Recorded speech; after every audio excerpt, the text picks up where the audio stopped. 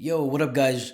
Today I'm doing a review on Shear oil-based pomade, Music or Misery. There's no unboxing today since we did do the unboxing last week with Shear water-based pomade, Crystal Lake. With that said, let's get right into the details. So looking closer here at the jar, we see Shear simple design that they carry across all their products. In this case, we have a turntable, and I'm a huge fan of this since I actually collect records.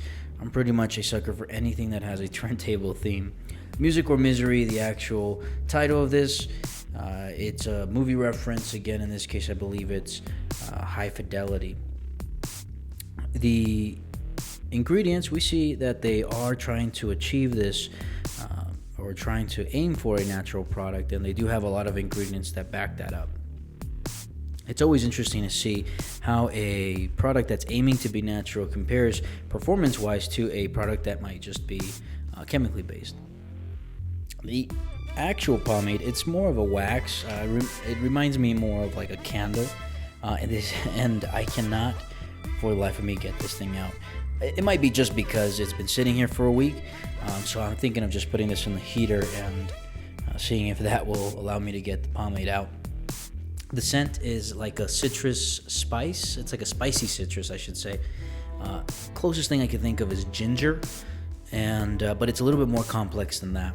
But that's pretty much looking at the details on here, and let's take a look at the performance now.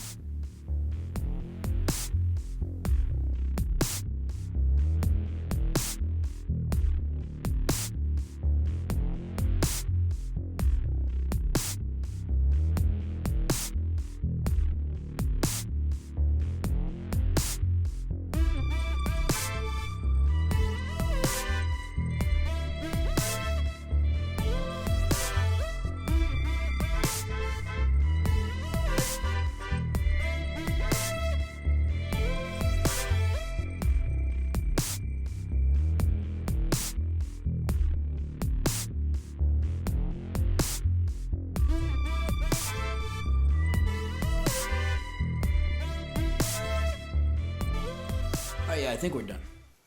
So let's get into it. Application, I'd say it's difficult.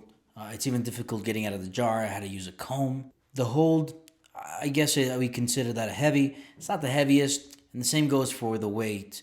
I'd also consider that a heavy. The scent, I'd consider that a 7. Shine would be low to no shine later on in the day. So what do I think about the performance? Well, overall, you do get what you would expect from an oil-based pomade.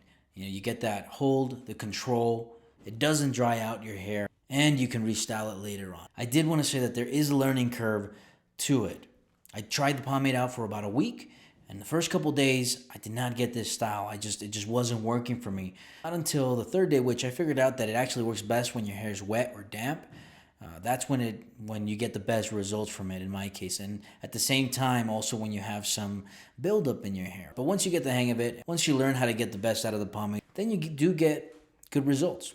But hands down, my favorite part about the pomade is actually when it's off your hair. And I don't mean that in a bad way. I mean that in the sense that once I wash it off my hair actually feels soft and nourished in a ways. I've been using a lot of different other pomades that have dried out my hair, and by doing this, it actually felt like I was doing some sort of treatment. So that was hands down, that was my favorite part about it, was the way it made my hair feel once I washed it out. Now, that brings me to my next point, that washing it out was surprisingly easy comparing it to other oil-based pomades. It took me about 3 washes or so. Other point I did want to bring up is the reason I gave the scent 7. It's not necessarily the scent itself. It's the fact that it does not last. As soon as you put it on your hair, it's gone. And I did miss that because comparing it to Crystal Lake, their water-based pomade, the scent lasted all throughout the day, which was my favorite part about it.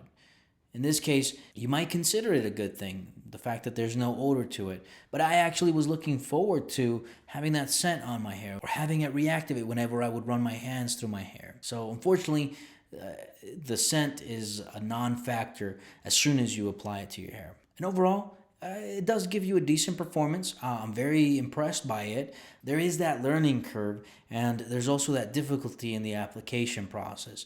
Now, that reminds me of the turntable on the graphics, that it's not just a graphic. It actually has to do a lot more with the Pomade itself. And what I mean is that if you wanted to play a song, you can pull out your phone and play it in a couple of seconds. But if you wanted to play a record and use a turntable, you have to find the record, find the song on the record, and so many steps after that.